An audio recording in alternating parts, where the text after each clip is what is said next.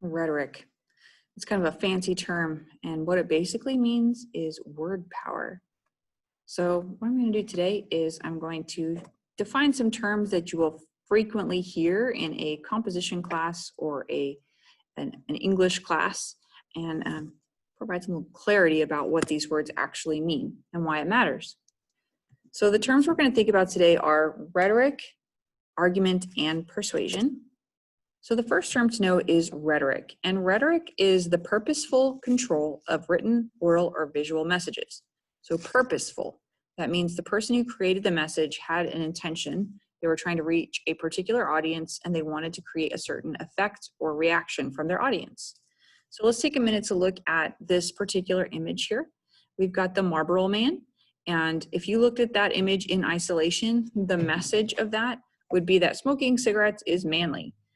You've got the quintessential cowboy squinting into the sun, clenching a cigarette between his lips, and he's advertising Marlboro cigarettes. So back in the day, probably way before your time, you would have seen this Marlboro Man everywhere advertising cigarettes, and that would have been the rhetorical aim. However, we are in the year 2020, and so what they've done with this is they have taken the picture of the Marlboro Man in his heyday and juxtaposed it or put it next to an image of someone that they're claiming to be the Marlboro Man later in life, although I have no way of knowing if that's true or not. Look at the message that is conveyed through this choice. The person on the right is obviously very sick in a hospital bed with an oxygen tube. The person on that bed does not look like the strong, vital Marlboro Man of his youth. And so by putting those two images next to each other, there's a message that's created. Tobacco will kill you, and I am living proof of it, Marlboro Man. So that is basically rhetoric. It's the choices that a person makes to control oral, written, or visual messages and the way that we perceive them. So this can happen in advertising, it happens in movies, it happens in all kinds of visual aspects, but it also happens with writing. So take a second to look at this passage in which the writer describes an incident involving Dennis Rodman. It says, Chicago Bulls forward Dennis Rodman faces yet another suspension by the NBA for his dangerous tirade in Saturday night's game at Chicago. Rodman was ejected with 1 minute 31 seconds left in the first quarter after receiving his second technical foul. Rodman then proceeded to headbutt referee Ted Bernhardt, catching him just above the left eye. In typical fashion, Rodman then ripped off his shirt and stormed around the court, pausing briefly to knock over a water cooler in front of a group of stunned young boys before finally leaving. Okay, so they have told us about this incident, but there are certain choices that the writer has made to influence the way that we see those events.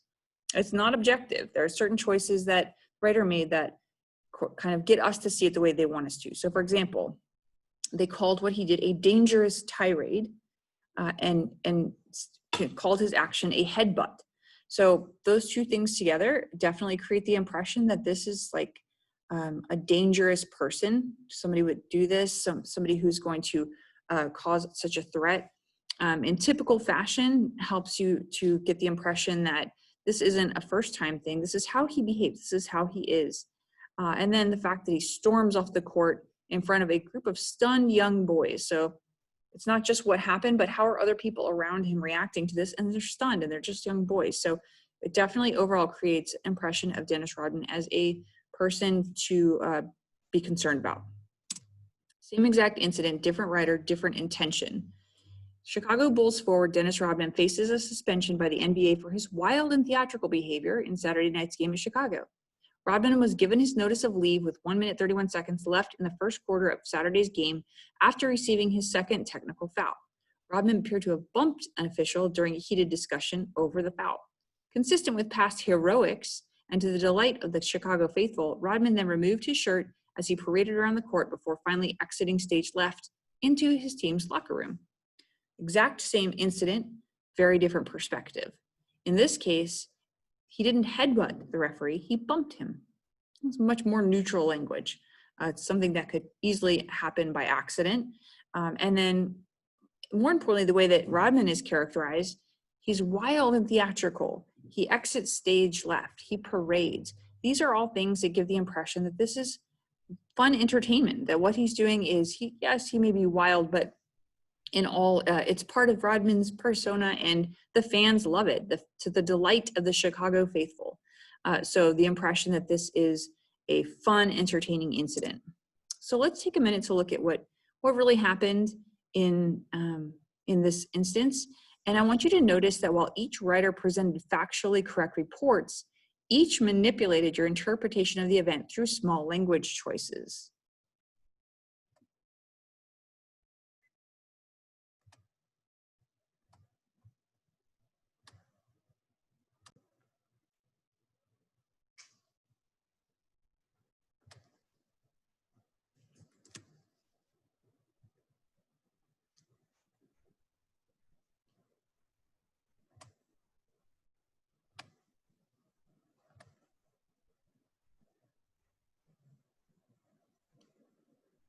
First. That's the first for the Bulls in the last 2 minutes, so a non-shooting affair. Dennis got a technical foul. He's out of here. Dennis is out of the game. You recall he had a technical foul early in this first quarter for throwing the basketball on the floor. And now Ted Bernhardt is throwing him out of the game. Yeah, he adjusting his jersey, and that was just Bernhardt just looked over and said, "You're gone. You're out of here." So in the first quarter, 1:31 left to play. Dennis is out of the game with 4 rebounds, 10 minutes he's played, and now he's going to try to plead his case. And Ted Bernhardt, it looked like he headbutted him. If he did, I don't know if he just was trying to make his point, and they're trying to grab him, and now he throws his jersey back at a court, very upset, will not leave. Well, Dennis better get moving, or there will be more repercussions. It was water or something went flying. Dennis Rodman extremely Well, now the shorthanded upset. Bulls are in a little deeper trouble here, and Phil shaking his head saying, well, they don't know if that was, he always said Phil always said it's entertaining when he's on the court.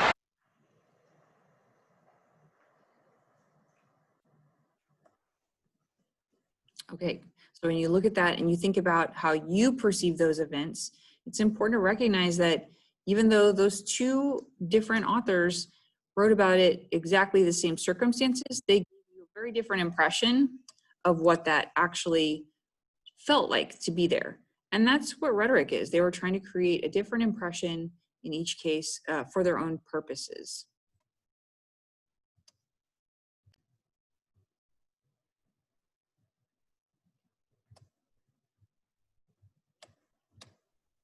And that's rhetoric in a nutshell. Rhetoric is the ways that we try to manipulate our messages to have a certain impact on other people. And rhetoric is embedded in human communication. This is something that we see on a daily basis, that we see and sometimes very intentionally done. If you think about political speeches, or you think about social activism, or ways in which people try to convince others to agree with them, sometimes it is very intentional and very public. Sometimes people spend a lot of time writing their speeches in advance, or put a lot of energy and thought behind how they're trying to manipulate others into agreeing with them or believing them or taking action. But it's not always so. Rhetoric is embedded in daily human communication. You use rhetoric every day in very small and interpersonal ways. So if you have a fight with your boyfriend or your girlfriend and you want to try to make amends, you're going to use rhetoric. You're going to think about how what you say is going to influence them. If you are trying to convince your father to loan you the keys to the car, what are the choices that you're going to make him actually agree with you and allow that? What are the details you're going to include in your argument? What are the details you're going to leave out of your argument? Maybe you're going on a job interview. You're using rhetoric to convince people to hire you. You're presenting yourself in the best light, and you're making very specific choices about what you say, how you say it, and even what you wear. Even when you're trying to convince your friends to go for a hamburger instead of going for pizza, that's all rhetoric. And it's something that you do every day without even realizing it. Another term to know is argument. An argument is a part of rhetoric. In this context, meaning in the English classroom, argument is a reason or set of reasons given with the aim of persuading others that an action or idea is right or wrong. Okay, so it's using reasons to persuade people to your point of view. And these can be either sound arguments or unsound arguments. There are books and books and classes that you can take on different types of arguments and constructing sound arguments or constructing valid arguments. But to just kind of boil it down to the most basic sense, a sound argument would rely on reason. It would explore connections between ideas. It would be a situation where the writer is looking for common ground between themselves and the people that may have a different point of view, and be exploring the nuances of issues, thinking about the smaller pieces and not just looking at the big picture, but looking at the smaller issues within that issue as well. And a sound argument would accurately depict facts and statistics and give the context around which those facts and statistics exist.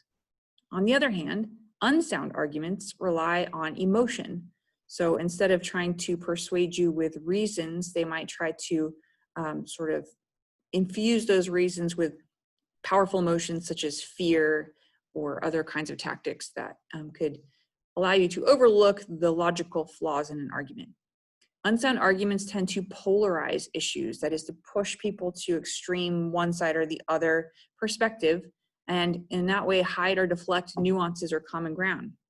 And so instead of trying to present the issue in its fullness, they only present maybe just one or maybe just the far ends of an argument.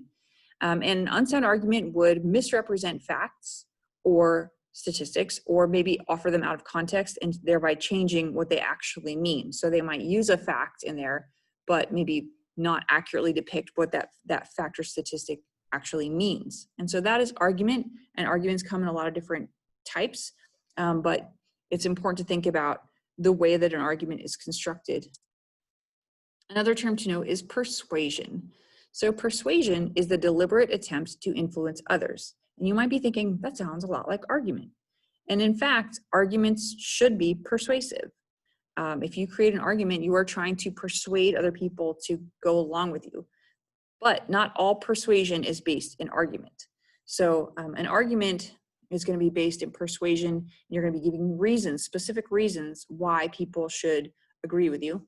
But there are ways to persuade that don't involve reasons at all. So think about a parent trying to get a child to clean their room. Instead of giving an argument, a parent might just threaten. If you don't clean your room, you will go in timeout. That's a threat. It's not a reason. It's more of like pointing out a consequence, but it's not. It's more, you could even not say anything at all, but just put the child in timeout or spank them. And those aren't reasons. Those are methods of persuasion, but they're not reasons. You could try to bribe a child or beg them and say, if you clean your room, I'll give you $5. And that's not really a reason in terms of like, why should this be done? But rather, here, I'm just going to dangle something in front of you. You could persuade someone by trying to go along with them and take their hand and bring them along. Maybe we sing the cleanup song. And so I'm not actually trying to give you a reason to clean your room. I'm just trying to make it a little bit more fun and persuading you in that way. Or you could give the command, the child disobeys, and so you ignore them until they do what they're told. You're not giving a reason why. You're just creating an environment that's so uncomfortable for them that they're going to eventually do what you want. So in that way, persuasion is not always based in argument, although all arguments should be to some extent persuasive. So who cares? Argument, persuasion, rhetoric, who cares about all of this? Well, I would make the case that everybody should care. Understanding rhetoric empowers you to understand how others are attempting to influence you. It happens all the time. It happens on an interpersonal level. People try to influence you in their word choices and the reasons and the things that they say to you and the way they treat you. It happens on political level. It happens on every level that you could think of. Whenever people are communicating with you, they are trying to influence you to see things the way that they do. So when we look at, for example, the news, we have no way of seeing the entire world. We just can't, as human beings, see everything that happens. We rely on other people telling us about things that are happening in the world. And so it's important to have an eye for those small little choices that can really shift your thinking about what happened in an incident based on those rhetorical strategies, no matter if they're subtle or overt. To see that gives you some sense of autonomy and helps you to be more empowered to perhaps seek out multiple points of view, or to go, and if it's something very important, go and witness the situation firsthand in some way. So in understanding rhetoric, it helps prevent you from becoming a puppet on a string, in essence. It helps you see the strings, and if you want to, maybe even snip them.